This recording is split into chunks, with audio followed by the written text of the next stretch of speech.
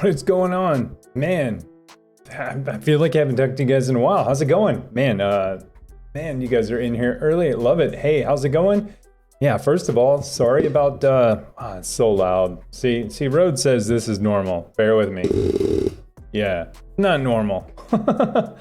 Anyways, yeah, so sorry I took Tuesday off. It was kind of not really planned. I ended up helping out a friend and his son fix their PC, and it was really just me just making sure everything was okay. It was a long story, but he was kind of at his wit's end and needed some help, and I think his son wanted to play some games, and I was like, yeah, I could totally lend a hand. And then it just ended up taking a little bit longer than I expected. And I was like, I can either be really late or not at all. And I was a little bit late posting that message too, so I apologize. But PC's up and going. Man, swapped out everything.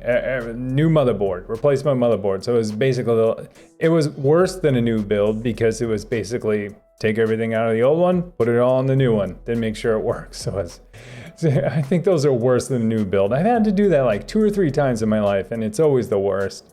It's always the worst. Anyways, could be worse. I mean, at the end of the day, you're getting a new PC out of it, so not the worst, but not a fun process. But anyways, Sigor, how's it going? Takano, heyo, Sigor, how's it going, man?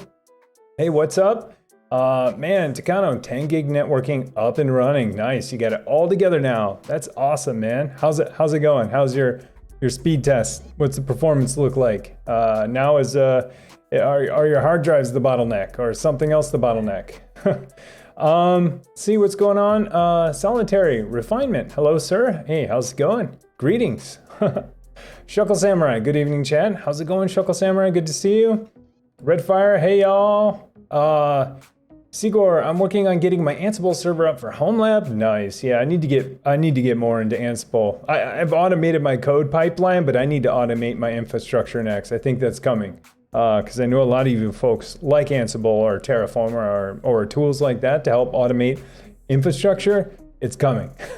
I just needed to automate my code and kind of pave that path, and I think the next path I need to start paving is automating some infrastructure and automating some IoT. I got some cool stuff coming.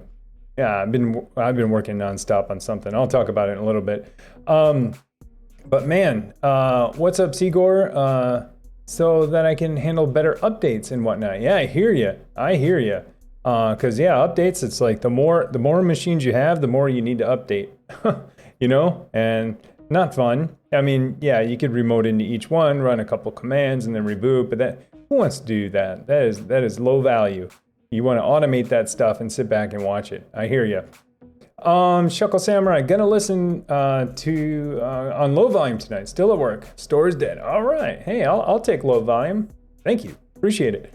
Oh, Floof Derp. That looks new. Oh, hi, Purrs. First time live. Nice. Welcome. Shuckle Samurai is being a ninja. Yeah, he's totally lurking. Hey, I don't mind the lurk. Hopefully, yeah, I don't mind the lurk. Yeah, for sure. I'm just glad you're here and you typed in chat. It's good enough for me.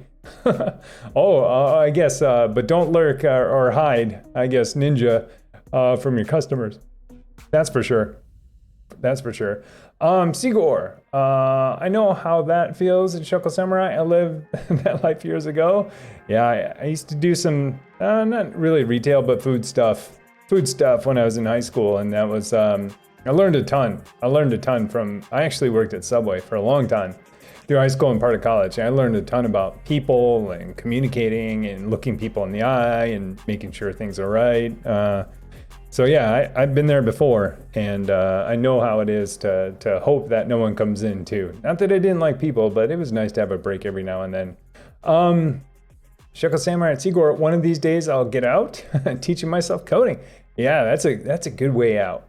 There's a huge market for software engineers or people who like to develop or anything in IT. But yeah, I hope you get out. If I can help you get out, let me know. Yeah, so what's going on? Solitary refinement. First time on your stream. Recently discovered your YouTube channel. I'm looking to build a new home server to replace or assignment my WSC 2012, so Windows Server 2012. I built like 10 years ago. dipping my toes in the Linux world. All right, yeah. Well, a great way to start is if you don't already virtualize your machines, start virtualizing, because then you can play all you want, and it's very low. It's easy to revert, easy to change. But yeah, that's awesome.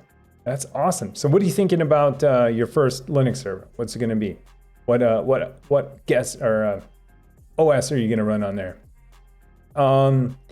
Techno. Let's see here. Currently, just using as link between my VMs and network. Nice. Performance is a bit lower, but it seems that it's a VirtIO issue. Okay. Sitting around 5 to 6 gigs on average and 7 gigs max. Wow. That's pretty awesome though. That's 4 to 5 more gigs than I have. And if I do start running stuff at 1 gig, my whole network is totally saturated. But man, that's awesome. That's pretty sweet. See here, solitary refinement. I've been following your Proxmox, Ubuntu, Rancher, Docker, Kubernetes guides on test machines. I like it. Yeah, that's a mouthful right there, and you got them all right. That's my stack right now. Is totally Proxmox, Ubuntu, and then Rancher to get Docker and Kubernetes. Yeah, that's my stack. But got my stack complete, so now I'm gonna focus on some other stacks too. Let's see here, Techno, Windows is still at a loss. No clue what's up with it. Oh, and this is going back to that card, right? That card you had, the 10 gig card from Solar Flare? Solar Flare, I think it's Solar Flare. Which as soon as you said it was like server 2012, I was like, wee, that's Windows 7 days, or no, Windows 8 days. They might not have released a driver for it since. I hope they do. Let me turn this down 1 notch. Probably peaking there. Let's see here. Redfire. Sorry, my light's a little bit brighter on that side, but I feel like gives an okay shadow over here, which before everything was same color washed out. Trying to get some depth in my stuff. Anyways, weird streamer stuff. Redfire. Currently making a Docker image which has Ansible for my servers to keep them managed. Hey, thanks for changing the lights. Oh yeah, there we go. Speaking of solar flare, so it's a Northern Lights now. But Redfire currently making a Docker image which has Ansible for my servers to keep them managed. I like it. Yeah, tell me more about that. Yeah, I want to know more about that. What would that Docker image do? I mean, it has Ansible in it? Yeah, tell me more about that. I need to know more about Ansible. Techno installed Solarflare drivers. No drivers show as installed. Man, that's the worst, man. Install Windows drivers, instant BSOD. Yeah, blue screen of death, especially if you force them. Kind of stinks. Stinks when that happens. Stinks when you get in a situation like that where you can't get the right drivers for Windows and you just like force everything and it just blue screens. Yeah, man, dude, I wish I had some more help or knew. Are they using some kind of chipset? You can kind of look around and see if, someone else has drivers for it. Is it an Intel chip? I mean, it's probably their own or one I'd never heard of. But sometimes you can look at the chip and see if there's, whoever white labeled that thing. Sometimes you can find drivers that way too. But it's tough. And usually Windows Update does a decent job at getting drivers when you're in that scenario, if it is something that's white label, because it knows the device ID and the chip that it's using. But that stinks, man. Floofderp. That's fun to say, Floofderp. Your VOD was one of the few on TrueNAS scale on YouTube. That's how I found you. Awesome. Thank you. Hey, wow. That was awesome. You big dummy. You big dummy. Hey, thanks for the sub. Really appreciate it. Tier 1. Thank you so much. Wow, really appreciate it. It looks like I got a sub offline too. So Spruik77. I just noticed that looking down at my notifications. I don't know if you're in the stream, but you did that about an hour ago when I was offline. That's awesome. Thanks for subbing offline. Appreciate it. But you big dummy. I like it. You big dummy. Hey, thanks for the sub. Really appreciate it. But Floofderp, interesting. Yeah. Yes. So yeah, TrueNAS scale. So we did that live, probably tons of mistakes, and I was talking to people during it, and I remember making quite a few mistakes during it, but we spun it up and got it going. That's awesome. Yeah, so I do after a certain period of time upload my VODs to YouTube. So that's awesome that you found me that way. I didn't think people would find me through my VODs. I thought it was the other way around, but hey, that's awesome. Thank you. Well, welcome, Floofderp. It's super fun to say too. Jeez, man, you big dummy. Sorry, that was like a quote me and my friends used to say in high school. I don't remember what from. It was either from some hip hop album or some comedy show. I don't remember, but we always said, "You big dummy." Hey, dang, 5 tier 1 gifted subs. Oh my gosh, dude, thank you so much. So the Arango household, Archimedes, Diamond Tip, Pave, Hawk, Redfire. Enjoy the gifted sub from Ya Big Dummy. Man, thank you so much. Really appreciate it. Thank you. Oh man, that is getting this stream off. Stream's starting off popping. But yeah, so anyways, Floofderp. Yeah, so TrueNAS scale. We were actually talking about in Discord earlier. I think today I had a few comments, but yeah, I'm excited to see it. I think there's a ton of possibilities for TrueNAS scale, especially that they're going to be going with Linux now. They haven't said much other than we're going to be going with Linux now. And because of that opens a ton of possibilities. One is obviously Docker. Another one is may or may not be obvious, but KVM as well. So I do think they're going after kind of, I mean, I think they're going to do what they do in current TrueNAS core, or TrueNAS in general, right? Storage solution with lots of options. And I think those options now, instead of jails on BSD, will be Docker containers. I could even see them going as far as, I have all these ideas, and I'm going to say, like, remind me in 6 months to see if I was right. I'm going to make some big bets. Here's my big bets on TrueNAS scale. Obviously Linux, Docker support. I think it's going to have first-class Kubernetes support. I think they're just going to say, yep, you can spin up a Kubernetes cluster right on this thing. I think they're going to make it easy, right? They see things like Portainer. They see things like Rancher. And then they see stuff like Proxmox, right? And they look at these solutions that people are choosing because they give them a lot of options. So I think we're going to see a combination of Proxmox plus TrueNAS. It's going to be like Proxmox, TrueNAS, and Rancher all had a baby. That's my guess. And the reason why I say that is because obviously you guys know that Kubernetes is super popular, but if you could run all of this stuff anywhere and totally scale out and have all these micro instances of TrueNAS everywhere that did all these things, that's really awesome. So you could scale out, you could scale out TrueNAS scale instead of, and then with that would scale out Kubernetes. These are my guesses. This is probably going to happen. I'm just guessing. Totally, I have no idea. Taking shots. One other thing I will guess too, if I can guess, I need to remind me 6 months. The other thing I think they will do, if they do this and go all in with Kubernetes, I think they will add, cloud native storage. This whole idea around having, Kubernetes managed storage.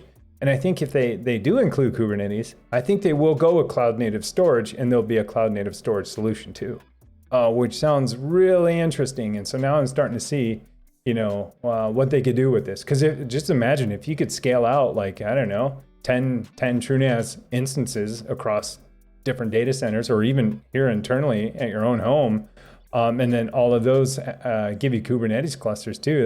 That sounds really awesome and powerful. Anyways, those are my predictions. We'll come back in 6 months and see if I'm right. Anyways, but yeah, I'm super excited for that product. I want to see what it is. I did spin it up. A lot of it says, coming soon. Here's the documentation. Hopefully that documentation is getting updated. And I owe it to myself and to everyone else to go take a look at that documentation and see if they have made any changes or if it still just says coming soon. Anyways, that's my guess. 2021, year of the scale. Ellen Sharded Jeans, hey, how's it going? Hey, found you from your Reddit post on Portainer and like the YouTube topics you cover. Yeah, thank you. Were you the person that commented today on that Portainer? Reddit post because I commented back, and I was like, wow, someone commented on this thing like months after, well, about a month after I posted this. So if that was you, I responded, and thank you. Thanks for joining. I really appreciate it. Shorty 17, no. Hey, thank you for the follow. Appreciate it. Welcome. Recreational, I like it. Recreational, I like the play on words. Hey, what's up, man? First time here. I think I found you on Instagram or something. Hey, wow, awesome. Yeah, my Instagram game is kind of weak. It's hard doing tech on Instagram. Like, I get Instagram, you know, and I kept my account private for a while, but tech things are hard on Instagram. Anyways, I don't have the intellectual capabilities to follow the conversation, so before I get back to work, what games do you play? Hey, that's totally fine, and you don't need any intellectual capabilities. And zero requirements to join this channel. Everyone, all are welcome. And at the same time, if things feel above your head or you don't understand, you can definitely ask me questions, and I'll try to explain them in layman's terms, because I know sometimes I kind of like turn into a robot and talk to people in super tech terms. So anyways, what games do I play? Yeah, great question. What games have I played lately, I guess, is a better question, because what games do you play? Right now it's like, man, I haven't had a ton of time to play any. Last games I played were the Hades. Hades is obviously awesome. Love it. Super awesome kind of dungeon crawler roguelike game. Super awesome. Is out for PC. It's also on PlayStation, I think, too. It might be on Xbox now. But love that game. And I really started liking that game because of things like Dead Cells. I play Dead Cells. Love Dead Cells. Ori and the Will of the Wisps is another game I like. I loved Ori, the first Ori in the Blind Forest. I bought it twice, played through it 3 times, did 100% completion twice. And that was really just for fun, because it's a fun, enjoyable game. So I really enjoy like really hard platformers, but not like Super Meat Boy hard, but more just challenging platformers. So those are the games that I've been playing lately. I need to play some more games. There haven't been any that really capture my attention. I know there's, tons of battle royales and multiplayer first-person shooters, but I enjoy watching those. And I put them on in the background on Twitch. But yeah, I haven't found a good group of folks to play with it, or also enjoy RPGs for sure. Like, I played WoW for a long time, way back in the day, and I still reminisce about it and think about how awesome and how fun it was. But yeah, so hopefully that answers your question. Not a lot lately, need to play more. How about that? So let's go here. Alan Sharded, where's he reading the question from, Twitter or something? No, I'm way behind in comments. So I read them, and you're probably asking again, what the heck is he even talking about? Hey, I'm Pichu Prime. Man, thank you so much for the sub. Really appreciate it. I'm Pichu Prime. Want to make sure I pronounce that right. Thank you for the sub. Appreciate it. Thanks for the Prime sub. I'm going through comments. If you joined a little bit late, I'll catch up. I promise I'll catch up. Just stick around and I'll get to your question. 100% I will. But yeah, if you just joined the channel, I read all questions and try to respond for sure. Till they run out. So if you asked a question a while ago and you didn't hear it yet, I'll get there for sure. Solitary refinement. I'm looking to build a VM server, probably a Ryzen 9 3950X. Nice. As Threadripper is a bit out of my budget, just for poking around. I totally agree. Ryzen 9s are up there too for just poking around. Hey, Tech Beck. Thanks for the follow. Appreciate it. Welcome. Going to wait and see what AMD has to say about next-gen Ryzen processors October 8th before I buy something. I think that's a good choice. I think we're too close to make $500, $600, $700, $800, $900 decisions. Yeah, I totally agree. Let's see what AMD has to offer. Totally agree with that sentiment. That's why I usually wait until November-ish to buy a lot of my tech gear, because so much stuff comes out, and it's not even so much Black Friday. It's more of just just because it's the end of the year. Let's see here. Shuckle Samurai, yay for new subs. Yeah, I totally agree. Thank you so much. Takano already updated the firmware on the cards. It's now the latest. Was like 2 versions behind, but still instant BSOD. Only reason the Mac ones work is because someone archived them and posted them on Hackintosh, Tony Mac x86 forums. Oh, that stinks, man. That stinks. And this is your machine's dual boot too, right? Do you have Hackintosh Windows dual boot, or are you doing triple boot? Hackintosh Windows Linux. That's how I used to roll. It was kind of crazy, but fun at the same time. Yeah, that stinks. Yeah, sometimes you're just gonna be out of luck with Windows drivers unless you just like try to force every single driver and just hope that it works. The tough part is it's a 10 gig card from a while ago, so that one's gonna be tough to find drivers. I mean, to try to force another driver to work if it's a 10 gig card from 7 years ago or something like that, if not more. But yeah, that's awesome. Spruik. You have been helping me a ton in Discord. Awesome. Yeah, Spruik. That was in response to, oh man, that I didn't see that. That might have been your first one. Apologize. Let's see here. Sigor, yeah, totally wow. That is much wow on the gifted subs. I agree. Floofderp. No worries. TrueNAS scale is still beta. There's lots of motion. Glad you like my handle. Yeah, it's fun to say. Floofderp.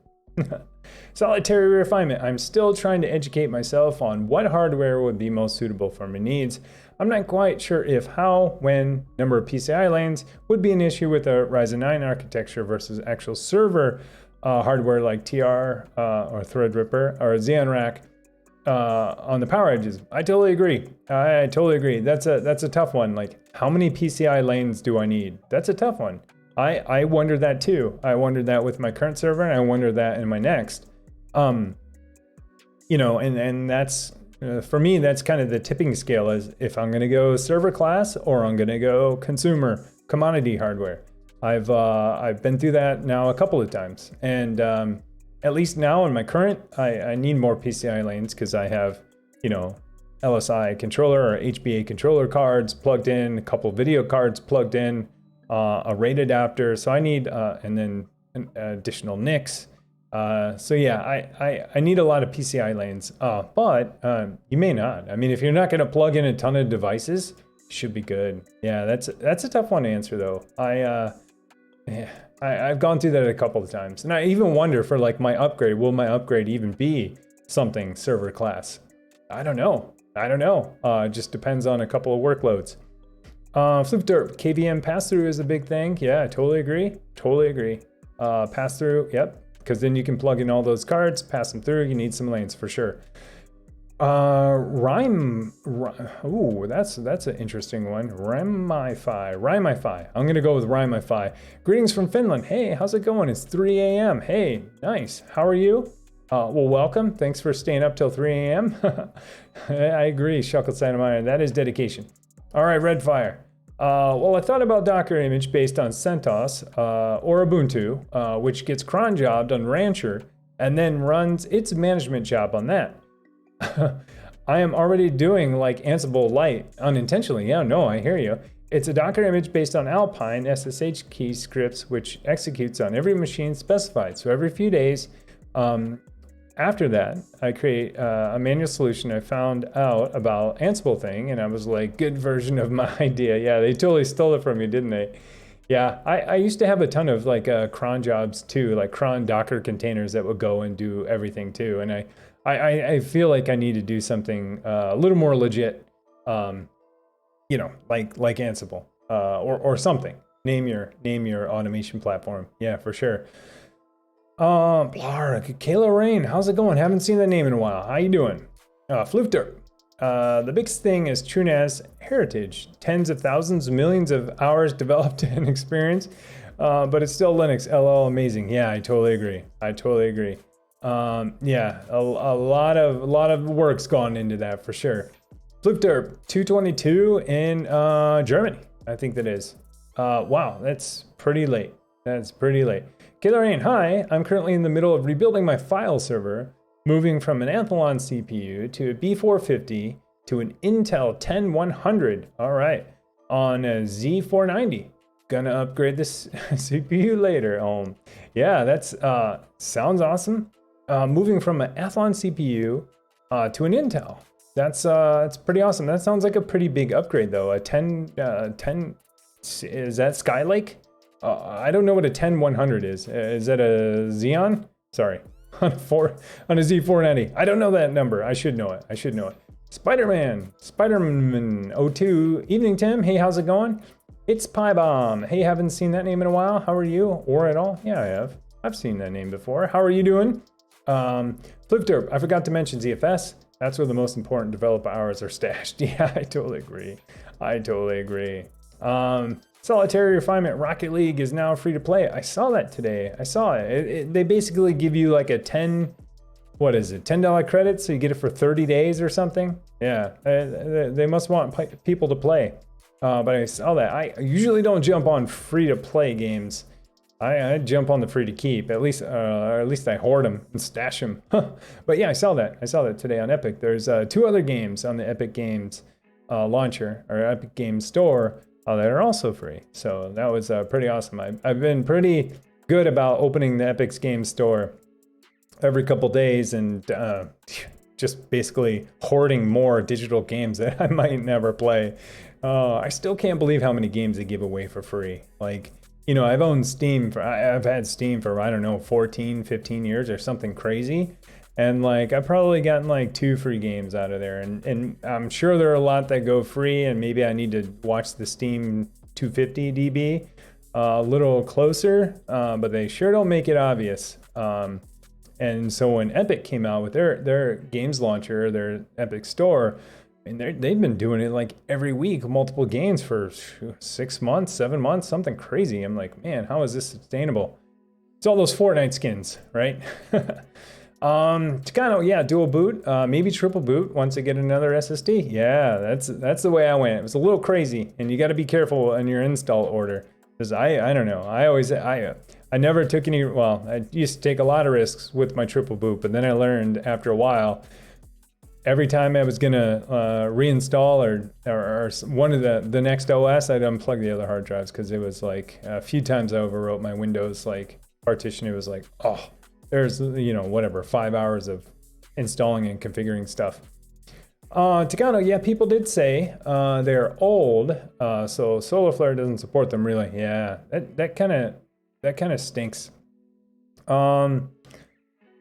Craven, shame for not visualizing it at all. Yeah, for sure. Spruik, lots of Rancher. All right. Techno, run Proxmox on my main PC. Oh, you run Proxmox on your main PC, have a triple boot type, and then not worry about drivers. Yeah, yeah, for sure. Or you could pass through all your hardware and have like a Proxmox workstation that was also running Windows or whatever as a virtual machine. But it's all the hardware is passed through that you plug into it, and so you have your server running Proxmox. All the hardware that you have plugged in is passed through to a guest or a virtual machine, and run it that way, like a crazy workstation. I thought about doing something like that before, but I just don't have enough hardware. I would love to have enough hardware to do that, to basically turn my, well, not this machine. There's no way I could pass through that much hardware. But make like a Proxmox-ish type workstation and use it and you know, for daily tasks. Let's see here. It's Piebomb. It's 2:30 a.m. But got to be part of the stream. Yeah, thank you. Thanks for joining. Man, you guys are awesome. You guys are on it. Hey, my Saturday morning, or Saturday, it's not even morning here. My Saturday afternoon one is a little more EU friendly, so I apologize. But I have a day job, so yep. This one, the weekday stream has got to be at night, so I apologize. Sebi, 1976. I managed to install AWX on Rancher, Ansible, Automation GUI. I like this. I got to check this stuff out. Got to check this out. Yeah, my next thing is going to be more of infrastructure automation for sure. It's Piebomb. Have you tried out Plex? I have not. Actually, I have the app on my phone and I installed it. But then it was like, I didn't really understand it as much as I probably should. I was like, wait, I gotta now install Plex, the service? Like, why can't you just use Plex? Man, hey, thanks for the follow, appreciate it. So I see lots of good things about it. And the app looks really polished, even though I haven't connected anything to it. I was just kind of hoping it would actually run off Plex, but it looks like it's a different service, I think. I mean, I should double check. But looks cool. Yeah, I agree. It looks clean and minimalistic. It looks awesome. You know, it has their branding colors, which is just like this gunmetal or this smoky gray and orange. I mean, two awesome colors that go together. And it almost, you know, almost like Winamp used to look like, well, that color and that simplicity. I like it, but at the same time, I don't have a lot of local music anymore.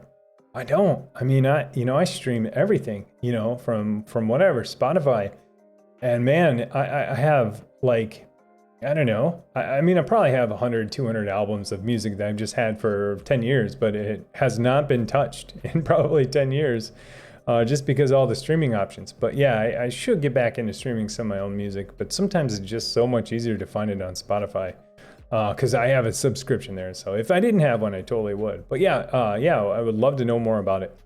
Kayla Rain, 10100 is the 10th gen Intel. Their numbers are so stupid. Hey, that's, I think that, I mean, 10th gen and we're in 10,000, I'll take it. Cause some people have, you know, whatever.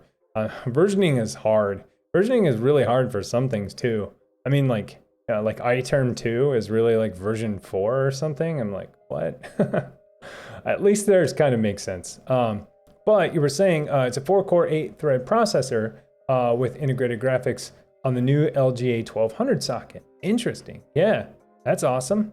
Sounds like a decent upgrade from your older AMD one for sure.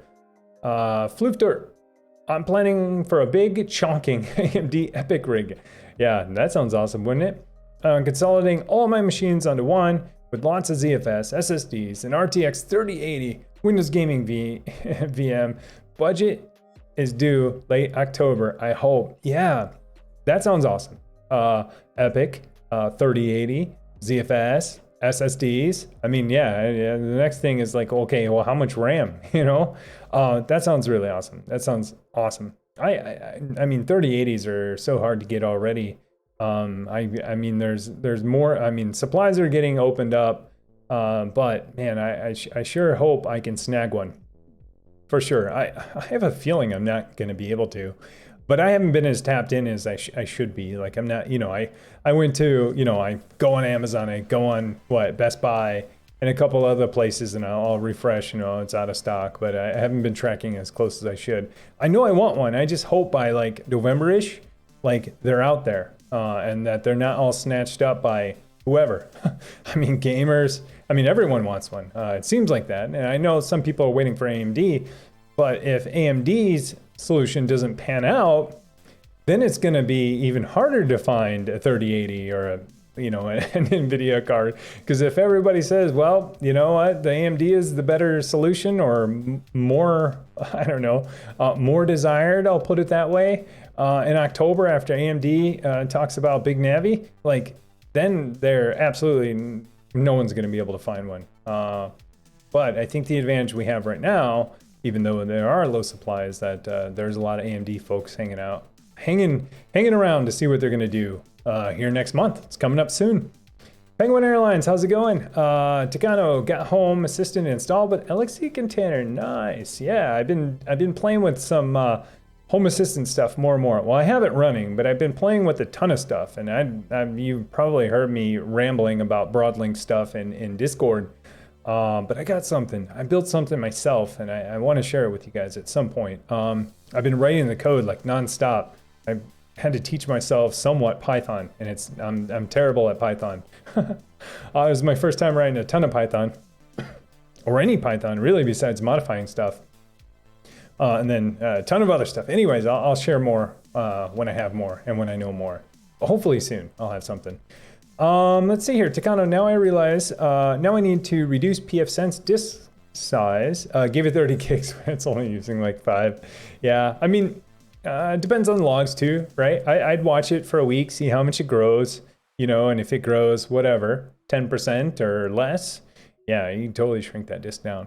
But I think I mean, going way back, even when I used Entangle and Proxmox and stuff, I give them 20 gigs and they were never, that was way too much. And I'm talking like, probably like 7 years ago. So 30 gigs is a lot for sure. But you never know with logs. But if it's that much logs, I would figure out how to, delete them or, rotate them or something. Dr. Bell, do you run an analog mixer or an audio interface with your streaming setup?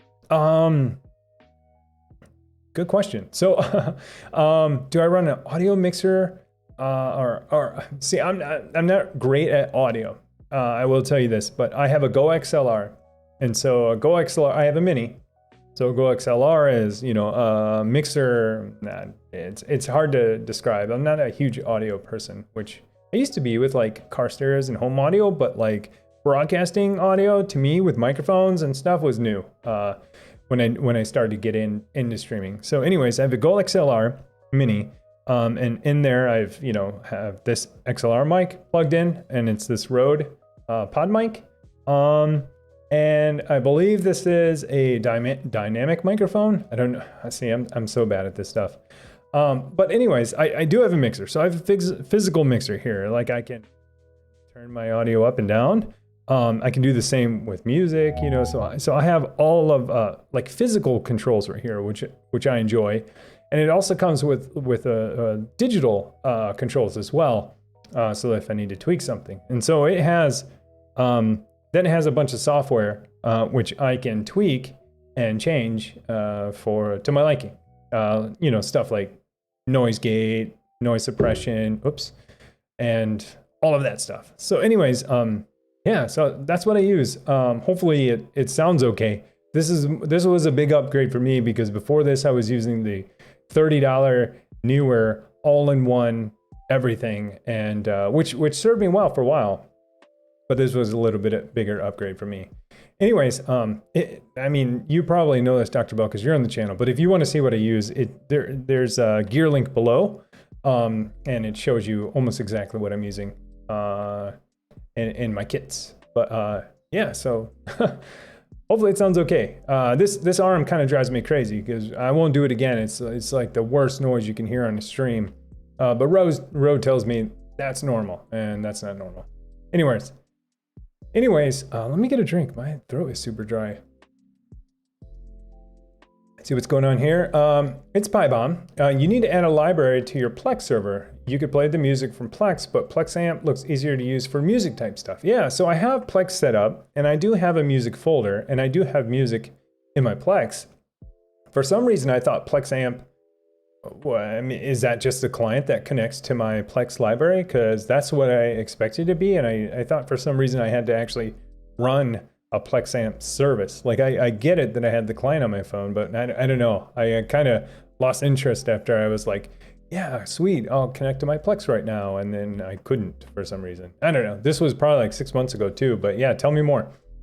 Dr. Bell, your streams always look and sound so clean. Thank you. It's been a long time. You look at ones from a year ago and it's just me with a gaming headset on, sitting probably 10 feet back with poor lighting. So definitely took a while to figure out what works, and I'm still figuring it out. I change stuff almost weekly. I mean, some of the stuff you see, a lot of the stuff you don't see. So I'm always like trying. It's like software. I'm just like iterating towards just making something better.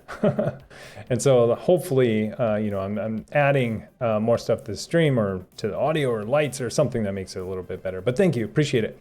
Kayla Rain, but yeah, 10th gen is Skylake, 5th revision. All right, Skylake, which was after Coffee Lake. I think I have a Coffee Lake, which is the 9000 series. But yeah, good CPUs for sure.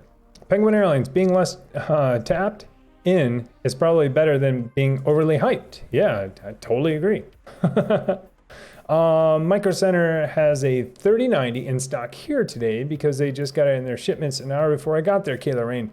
Wow, that's crazy. How much does that retail again? $15.99 or something quite crazy? Burning trees. Sorry. What the heck is going in my mouth? Oh, I don't know. Anyways, Burning Trees, hey, thanks for the follow, appreciate it. That's awesome. How much does a 3090 retail it for? Is it like, it's like $1,600 or something close. E. Gonzalez, buenos dias, buenos dias? Is it buenos dias? Is it good morning? Well, hey, buenos dias, or good day. Floofderp, 128 gigs of RAM minimum. My chunker will have a lot of tasks to handle and ZFS caching. Yeah, that's a ton. That is a ton of work. I mean, that is a ton. Yeah. You're you could power a lot of stuff with that. I envy you. Byung 888, which Unify products do you like the most? How reliable are they? That's a great question. I'm just going to answer a Unify AP AC Pro. Actually, I had a long range one too. And why do I like those the most? Because they're the only ones I've used. But yeah, that's a good question. So I've had a Unify AP Pro for a long time. I had a long range one.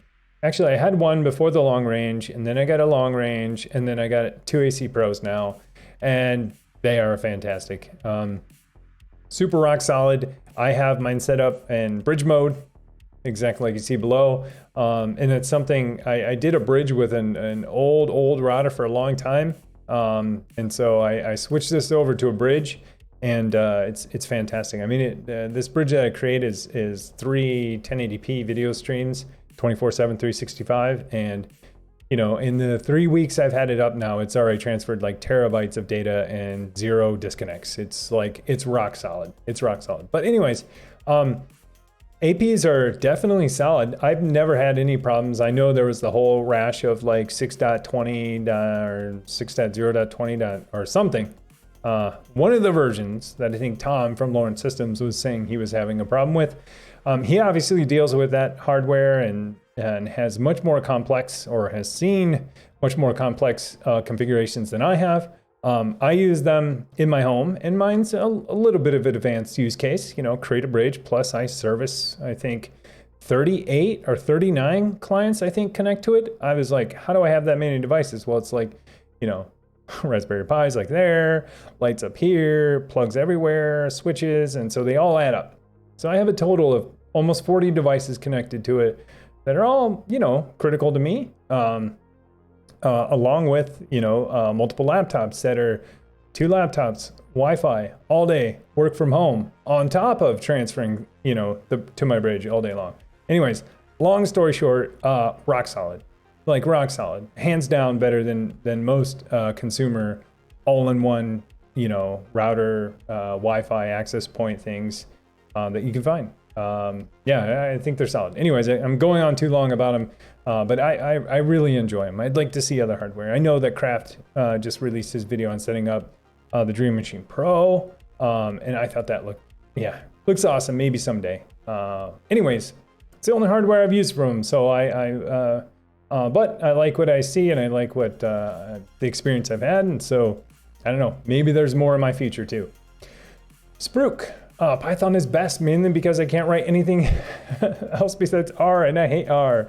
I would say the same thing, but replace Python with JavaScript. Because I've done a lot of different languages, but I really enjoy JavaScript and TypeScript, and so like I found a solution that would only work for me in Python, believe it or not. So I was like, no time is better than now, and I'm gonna hack away at this thing until I get it. But the other half is in JavaScript for sure. But yeah, I hear you. Bluefter, octa-channel RAM. Yeah, that's insane. That is so insane. 128 gigs. Hey, I have 144 in mine, but who's counting? But that's awesome. But your system is way newer than me. The Man. What's your preferred OS? Oh, that's a tough question. That's a loaded question. I think that a lot of people. It just depends, right? Right now, in this moment, right exactly now, right this second, my preferred OS is Windows. And why is that? It's because I can run all of this stuff right now on this stream.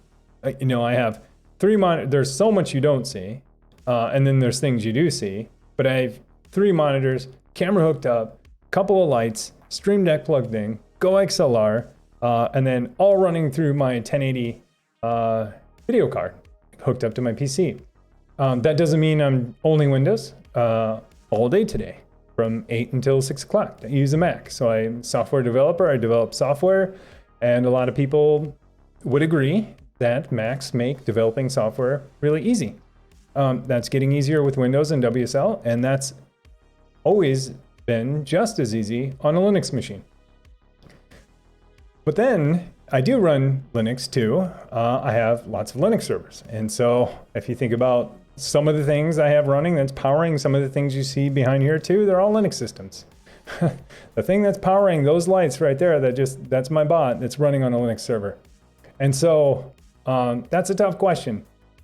It'd be like, me asking you, or I'm going to make a terrible analogy, but it's like asking what your favorite tool is in your toolbox, and you'd say, yeah, I love a screwdriver because I can, turn a flathead screw really easy, right? Or I love a Phillips head screwdriver because, I can turn whatever. I'm terrible. This is a terrible analogy, but I'm going to go with it. Mile High, Simon Guy, thanks for the follow, appreciate it. But if you have the Phillips, screwdriver, you could turn Phillips screws, but you could take the flathead and kind of get it, but it won't really turn, or it might slip out. And then you have those star head screws, which sometimes you could jam a flathead in and turn it. Anyways, bad analogy. But I use almost every operating system you can probably imagine, except for Chrome OS. I don't have anything on Chrome OS. Nothing against it. I just don't have a Chromebook. And being a software developer, I kind of have to be. Anyways, that's a really long question. So my preferred OS is the one for the job that I'm doing at the current time. Anyways, that's a very PC answer too. Not PC like a personal computer, but politically correct. Not that I don't think there's any problems with OSs. Like I complain about different OSs all the time. It's just like, when I'm doing certain tasks, I need a certain OS. Hopefully it's not always that way. But yeah, it's, even when I game, it's like, okay, a Windows machine for sure. Anyways, Penguin Airlines Super Dry reminds me of sake. Do you like sake? And if so, what kind? Yeah, good question. Yeah, super dry sake. Yeah, super everything. And same with Asahi. Asahi beer is super dry. So do I like sake? Sure. Yeah, I kind of like it. I don't know what kind exactly. I have this thing, so people probably know, but I'm part Japanese. And so Japanese and a lot of native people in general have a gene that makes them turn really red and hot. And so I got that gene from my grandma. And so if I even have like one little sip of alcohol, I will turn bright red. My eyes will turn red, my eyes will itch, I will sweat, I will get itchy everywhere. So I can't drink that much. And so I don't even have a favorite beer, because to me it's like everything I drink makes me turn red, makes me get hot, makes me get a headache. And yeah, so anyways, yeah, so I got that gene from my grandmother. Thanks, Grandma. And so I don't drink a lot at all. I mean, it's not to say I don't. I mean, but the last time I probably had anything was 3-4 months ago, and before that was probably another 6 months. So I know that's not a fun that's not a fun answer, Penguin Airlines. I wish I did, and I wish I could. But yeah, it's just the cards I was dealt. I'll take it though. Care Bear, what's up, man? Hey, just watching Social Dilemma. Have you seen it? I haven't seen it yet. It's been on my list for a while. I've heard mixed reviews about it, and I've heard lots of comments of people talking about it. Talking about how these people who created this thing to do this thing are now saying that thing that they created to do is not good, and somehow they're the heroes for exposing it and all this. I don't know. Do I want to watch it? Yes, it's on my short list, but every time I've had an opportunity to watch, TV for, I get like maybe 30-40 minutes, and I just want to be able to enjoy the whole thing, so that it's not broken up into pieces. But every time I turn on Netflix, it's like, you should watch it, but for sure, I'm going to watch it probably this weekend. How do you like it, Gare Bear? It's PyBomb. You can just log in with your Plex account on PlexAmp. If you've added music type library on PlexAmp should auto-detect the library. Awesome. I'm definitely going to try it then, for sure. For some reason, I thought it was like an additional service you had to plug in, and that's good. Good on Plex for not making that like yet another thing I got to install or do. It's PyBomb. You don't need an extra service for PlexAmp. Thank you. That's what she said. Yes, Gare Bear's in the house. What's up, man? Hope you're still here. I'm trying to catch up on comments for sure. Kayla Rain, 1500 to 1599, depending on which one you get for the, this was for the 3090. Nice. Yeah, I remember that number. Yeah, that's a lot of money. That's twice the 3080. So yeah, I don't know exactly what I get with that yet. I know a lot more performance, and I know they say the option for the virtualization piece is technically possible, but they're not sure if they're going to unlock it yet. So I think NVIDIA had to backpedal on some of their stuff they were talking about with virtualization with the 3090. And a lot of people were kind of hyping it up, and I was hoping so too, because I would consider it. But but NVIDIA said, while the capability is there, we're not sure how to use it or to let people take advantage of it yet. Which means it's probably going to be some big ol' enterprise license play, I bet, or pay some more money to unlock this feature. E. Gonzalez, yes. Okay. Yeah. Ticano, I was able to score a 9090 Ti super clocked with a water cooler for $100, and they shipped 2. People on our PCMR. Nice.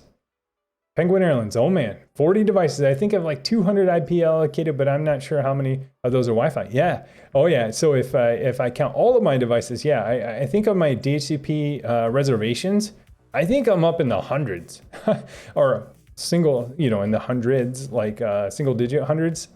When I look at my reservations, it kind of stinks. Now I'm just like, just give me one of them. I just want it to be reserved. And I do wish, anyways, what I use XG doesn't, I don't know. I think it was Untangle.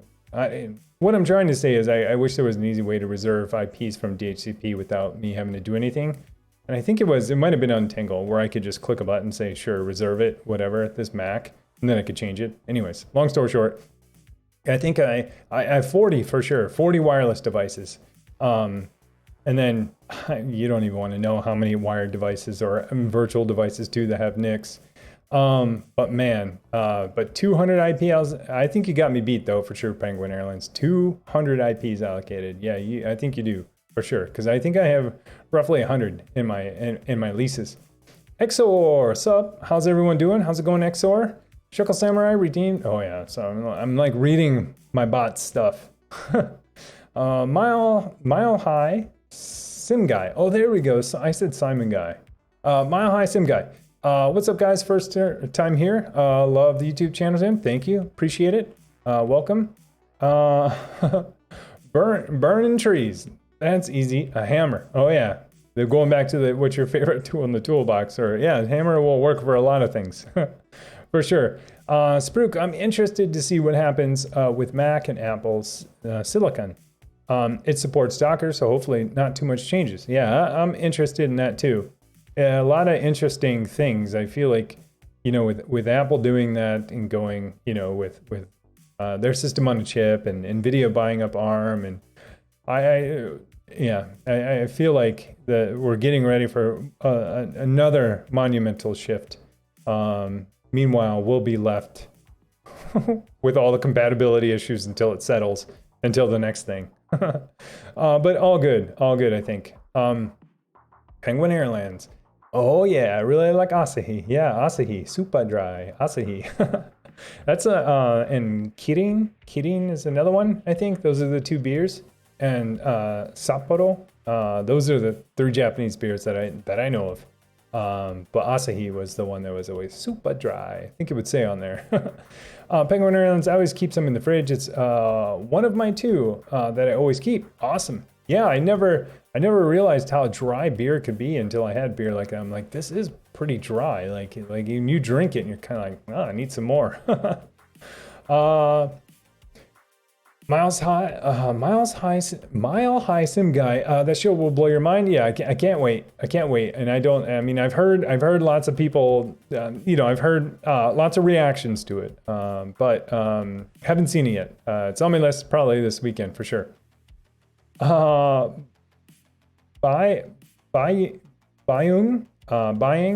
Tell us about your software engineering day job. That's a big topic. Where do I even start? So I'm software engineer. I've been one for a couple large companies. One was a really big company, and then one was a gigantic company. Fortune 50, I think, or even higher than that. I don't know. Anyways, worked for a lot of big companies. And then the last 2 years I've worked for a startup. So I work for a startup. I'm a software engineer. I do more than just software engineering. You know, play around in DevOps. I play around in a lot of stuff, as a lot of people would in a small startup environment, right? You got to wear many hats. And so I build lots of stuff. I build experiences. So I do a lot of front end. I do a lot of React, a lot of React Native. So mobile, web, do some back end, some API stuff, a lot of TypeScript, you name it. So yeah, I mean, I can't say a ton about everything we do there. I mean, not that it's not public anyways, but probably not the right forum for it. But yeah, so I work for a small startup with a lot of great people, small and growing, and it's super fun. That's about it. And I mean, worked all day today, and here I am tonight. It's part of the reason why I can't have day streams, is because I have a day job. Mile High Sim Guy, there, got it right the first time. Just set up Rancher and Kube with your video, got Unified Controller installed. Nice. Where do you actually grab the data in case I lose the host? Yeah, great question. Great question. Sorry, I always throw in a mint. I don't know why, because it helps my throat before streaming. Sometimes it just gets like plastered to my mouth because I don't move it. Anyways, that's boring and gross stuff. Yeah, great question. So Mile High Sim Guy. The general rule of thumb is, so first of all, hopefully you're using the Linux Server IO one. If you're not, no big deal. But the general rule of thumb is with Docker containers is that when you map volumes, those volumes are either, they're there to be able to read or write data. So when you see, -v, or if you do it with Kubernetes or Rancher and you add a volume and you map a path on the inside to the outside, that's a good clue to you to say, I should back up this thing. Because that's how those Docker containers can persist data. Because otherwise, they're not persisting any data. They're kind of sort of stateless. They spin up, they do their thing, and they shut down. And so if they do shut down and you didn't map any volumes, they go back to their original state when they started up the first time. And so it's up to you to map those volumes, which you probably did. If you didn't, that kind of stinks, because when you shut it down, you're going to lose your data, just like but on Unify, hopefully you did. You probably did. And then so if you're using the Linux Server.io ones, those usually have volumes mapped to like something /config or something. And so wherever you map that to on your host, and however you did set up your persistent data or storage, that's what you back up. Hey, Hawks fam, thanks for the follow, appreciate it. Welcome. And so I hope that helps Mile High Sim Guy. I don't know why that's so hard for me to say. But that's what you generally, in general, big generalization, whenever you map a volume to a Docker container, you probably want to back that thing up. That Docker container should have documentation that says like, hey, this is where your data lives. They won't say back this up, but they're going to tell you where it lives. Sometimes, so there are exceptions to that rule, like if it, for some reason it needs to read something out of etc or read something from somewhere else, but not write to it, that's where it may not apply. But good rule of thumb is look at your Docker volumes that you map, and then another good rule of thumb is look at the documentation from them, because they'll usually say like, this is your data folder. Sometimes they won't go into detail to say what they are, but you kind of get the clue. Because with Docker, like I said, like you don't map volumes, it can't write anything, so it's just ends up being this stateless, ephemeral thing that reboots and everything's gone or back to the original state it was in. But that's a long question, or long answer to a great question. I hope that helps. Penguin Airlines, really, on my Ubiquiti Edge router, I can reserve an IP inside the pool with no trouble.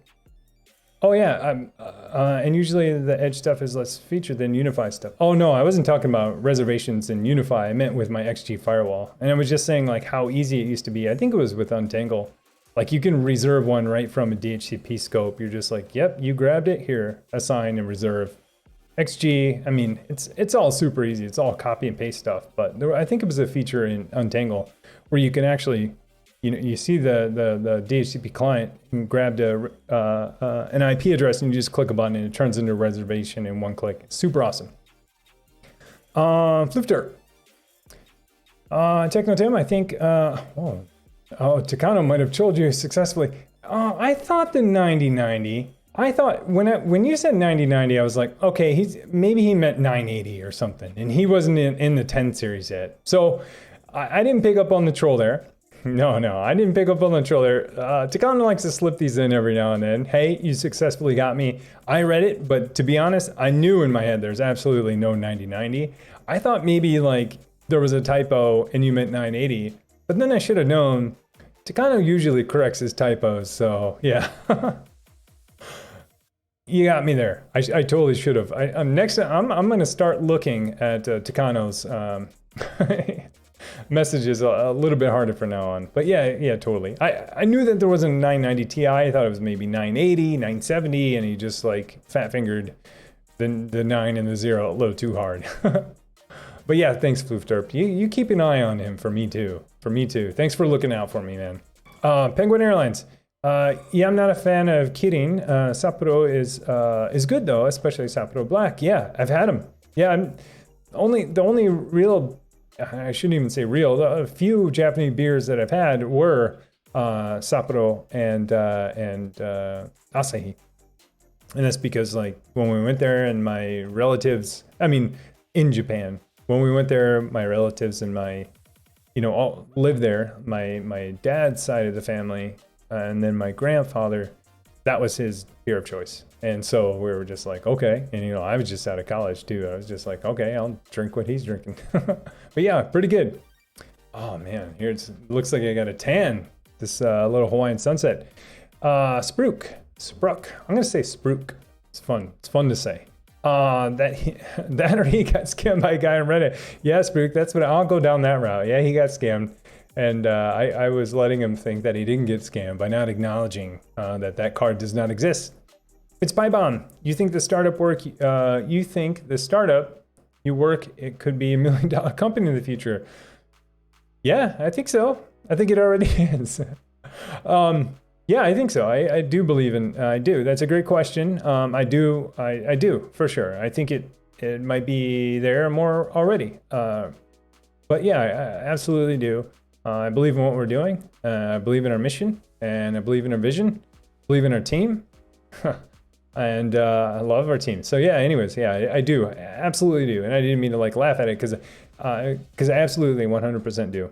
I think we might be over that now. But anyways, won't talk about that. Spruik, I'm jealous of anyone who can do front end. I can't design anything that looks decent. That's why I stick to Python.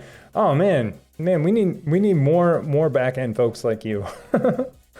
And no, I'm just kidding. Anyways, yeah, I do a ton of front end, and I'm not a designer. So I think that's another thing that a lot of misconception that comes with front end developers is that, hey, Flinting 11, thanks for the Prime sub. Thank you so much. Thank you. Thank you. Thank you.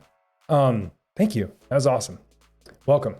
Thank you. Anyways, but yeah, that's another thing. A lot of, I'm not saying you, but people who don't do front-end development sometimes believe that front-end developers can also design. And I'll tell you, I'm not a designer. I built a ton of UIs though, and I understand patterns, and I understand, I can clone anything. You want me to clone Gmail and make it look exactly like it and behave just like it? Absolutely, could do it. The front end, anything, you name it. Just because I've had so much experience in doing it, and I can look at UIs and kind of like, okay, break them down into components. Okay, what's this doing? What's the behavior? Obviously it's going to take some time. But if you were just like, design this thing for me and don't look at any examples, I would have a hard time. Like I would, it's definitely a different skill being a designer. But if you want a tool that works pretty okay for you, doesn't look the greatest, yeah, that's something I can absolutely do. But front end stuff, yeah, it's yeah, there's and I'll say there are a lot of people who do front end who also can design as well. It's just kind of like you know, and I think it's a separate skill, and some people do have it to where they can design it, and I can design it, but not like a designer could. Like if you hire a designer to, you know, design a UI or design any digital product, you know, it's definitely a different skill set for sure. Anyways, I digress. Well, maybe not, because you talked about the question. But anyways, not a designer, but I can do some UI stuff for sure. Mile High Sim Guy. Cool, that works for me. I'll just rsync that over to TrueNAS. There you go, exactly. Similar to what I do. Yep, absolutely. Do that same thing. So yeah, just what, and if you put all of your map to volumes into one big folder, then you're just like, sweet. Just, you know, wherever you map all of those, wherever you map all of those volumes, just go one level higher and just wildcard rsync somewhere else. Yeah, for sure. Penguin Airlines, I was planning on going to Japan in the spring, but we're having to push it back now. Yeah, that stinks. Yeah, I totally agree. That's okay. It gives me more time to learn to speak before I go. Yeah, for sure. Yeah, yeah. A lot of plans got canceled. I think we were gonna go too, and I don't know. It'd probably be a couple of weeks now. But not anymore. That got canceled at the beginning of the year. I think we were planning on going at the end of this year, but everything that happened, we're not. But yeah, it's pretty awesome. Takano, here he is, was referring to how people on PC Master Race and Homelab are always like, I ordered one server rack and got 12. Yeah, for sure, man. Yeah, I know. It's like, hey, I ordered, oh, I think that happened to someone in our channel too, in our Discord community too. They were like, hey, I ordered one of these and I got 2 of these awesome things. I was like, man, why can't that happen to me? I'm the person that gets shorted one of those things, not that gets 2 of them. Oh yeah, for sure. I got my eye on you, Takano, though. No more try. I'm gonna question everything you type now. But yeah. Spruik. Name comes from EverQuest. The name Sprukenzi McCracken. Okay, Sprukenzi McCracken. I like it. It's PyBomb. You ever watched the series Silicon Valley? Absolutely, I have. I think I've watched it twice. I think the last season though, I couldn't get into it, and I think I need to build my way up again because I watched, you know, as seasons were released, I'd go watch the previous season because it was so funny and watch it again.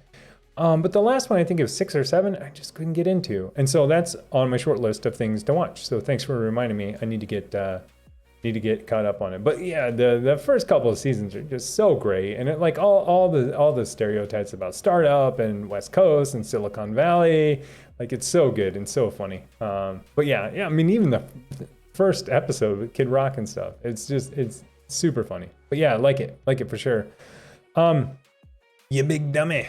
Hey, here you are. Dang it, had an emergency and missed everything. I'll have to play it backwards or anything exciting happened. In the stream, yeah, just a whole lot of talking, and you gifted a lot of subs. I assume that's what you're talking about.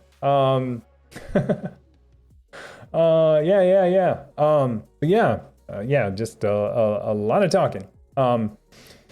Man, I got caught up on comments. Now no one can be like, what's this guy talking about? Where's he reading from? That's what I love when someone joins the stream. They're like, where is he reading these questions from? I think it was like last week or the week before. Like someone was just like, I have to know exactly where he's reading this from because he is just answering all these questions. Like, is this guy in the same stream I am? Yeah, for sure. I know. And I totally got caught up. But so something I was saying earlier, with like the Python stuff I was writing, like I'm not good. And like I said, I haven't done any Python until like this week.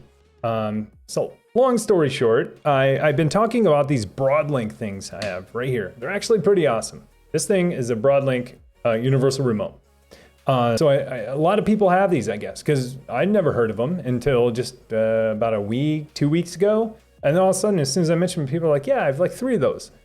And so this guy gets locked down by the manufacturer, Broadlink, and it's cloud only, but there's kind of a small little loophole that a lot of people have figured out is how to basically get this on your network and then use it offline. And so the awesome people at Home Assistant have figured it out. There are a lot of other open source tools out there that no longer work, and I spent way too much time trying to figure those out and make those work. It's half the reason why I just decided to go with this Python utility. Anyways, long story short, so I've been doing like I wouldn't say a ton, but a decent amount of Python. Pretty cool. Different syntax for sure from TypeScript and JavaScript. I'm just like, man, I complain about like white space and YAML. Man, Python is just as angry, if not angrier, because the thing doesn't compile. But anyways, it's been super fun. So I'm building something to help people who have this, who also, I guess, don't have Home Assistant. So I'm building a combination of front end, back end, Docker container thing that you can add to your whatever, to your rancher, to whatever you use for your containerization to control these things. And so I didn't say what these things were, but it's the RM Mini 4. They're pretty sweet. They're not paying me to say this, and if they were, I would say like pay me a whole bunch of money, because why are you guys cloud only? Anyways, the cool thing is they can send infrared, so you can train these things, infrared beams to send. Some do RF too, to send to different devices in your house. And so I'm finally going to train it how to use this, and I already got it working. So long story short, I've been working on this forever. I'm hoping I'm just gonna go crazy and code between now and probably, I don't know. It doesn't have to be Saturday, but it better be Sunday. Anyways, hopefully I can get it wrapped up and get something working for you guys. Anyways, but yeah, I'm not saying go out and buy one. They're like super hard to get connected.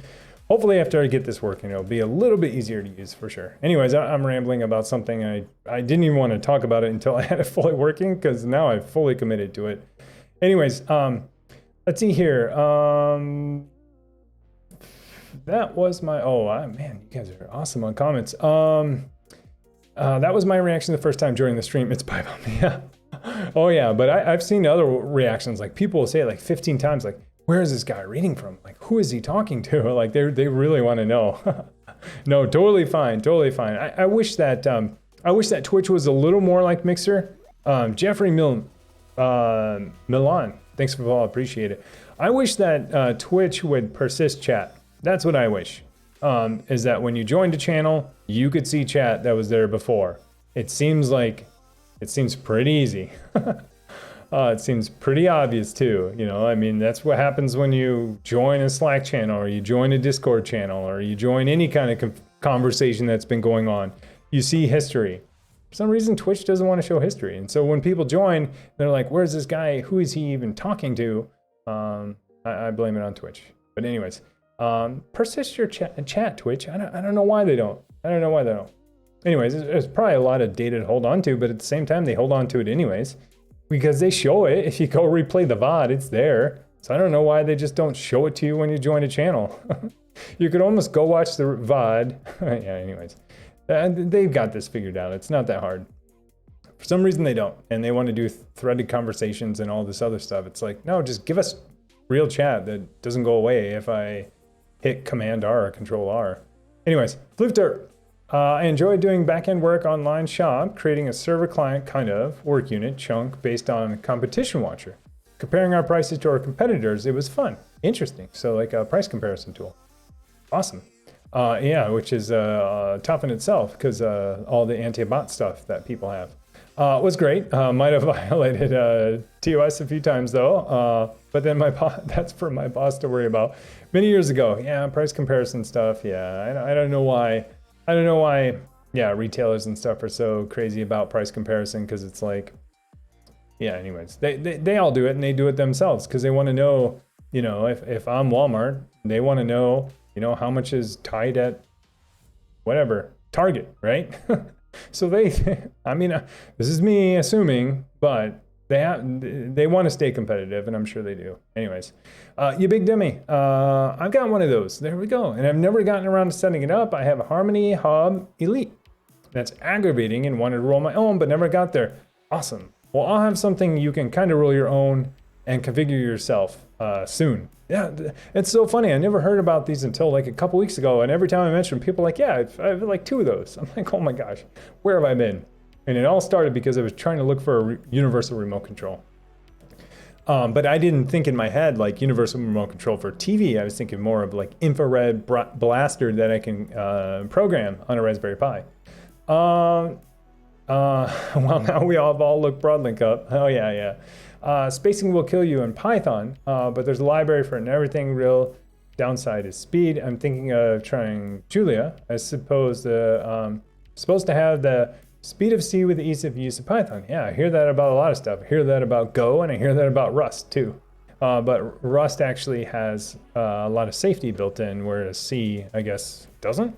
I don't remember. Anyways, but yeah, but I have linters. I have linters installed when I use VS Code, but it's just like I can't do it. I can't deal.